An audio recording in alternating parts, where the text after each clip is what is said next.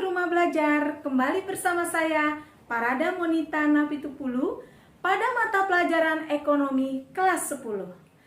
Hari ini kita akan mempelajari penggolongan kebutuhan. Selamat belajar. Diharapkan setelah kita mempelajari materi hari ini, kita dapat membedakan penggolongan macam-macam kebutuhan. Apa itu kebutuhan? Kebutuhan adalah keinginan atas bermacam-macam barang dan jasa yang berusaha dipenuhi oleh manusia untuk mencapai kemakmuran. Kebutuhan manusia dapat digolongkan menjadi 4, yaitu 1. Kebutuhan menurut intensitas terdiri dari kebutuhan primer, sekunder, dan tersier.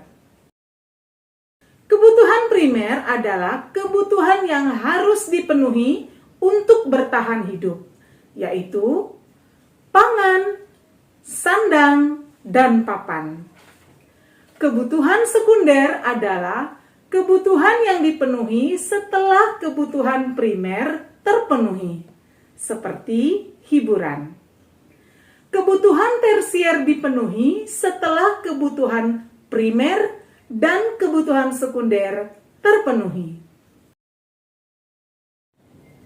2. Kebutuhan menurut sifatnya terdiri dari kebutuhan jasmani dan kebutuhan rohani. Bentuk kebutuhannya antara lain berupa kebutuhan akan makanan, pakaian, istirahat yang cukup, dan olahraga.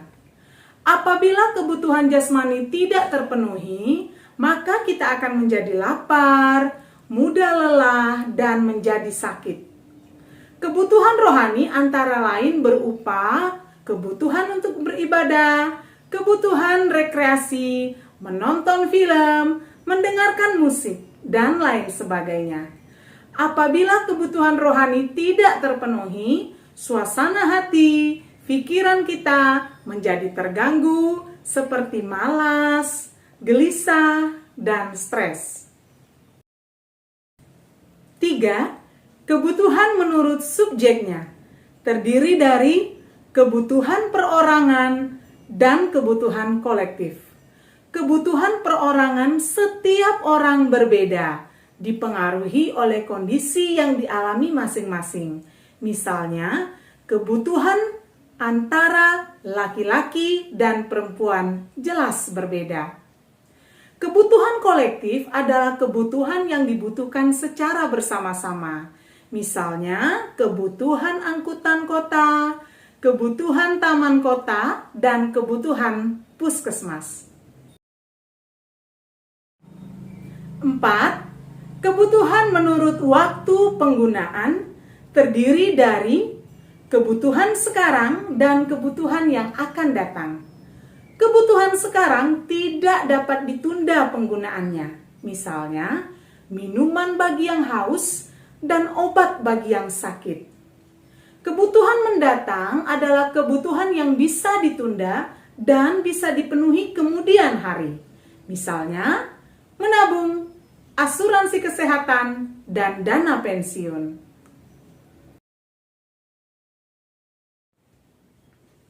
Bagaimana? Kita sudah dapat menyimpulkan dari hasil pembelajaran tadi bahwa kebutuhan manusia bermacam-macam dan kita sudah belajar penggolongannya. Selamat belajar dan sampai jumpa pada pembelajaran selanjutnya. Bersama Rumah Belajar, belajar bisa di mana saja, kapan saja, dengan siapa saja. Sampai jumpa, tetap semangat, salam sahabat Rumah Belajar.